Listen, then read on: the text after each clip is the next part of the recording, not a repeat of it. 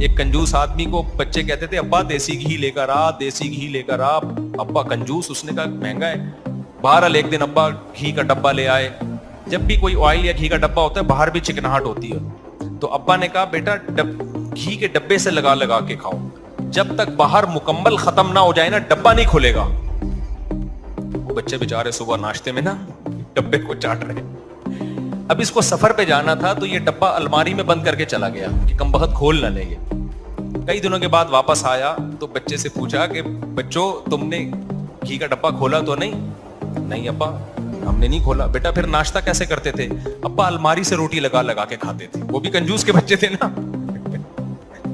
ابا الماری سے روٹی لگا لگا کے کھاتے, رکھ کے ایک تھپڑ لگا. بغیر تو کچھ دن گھی کے بغیر صبر نہیں ہو سکتا تھا.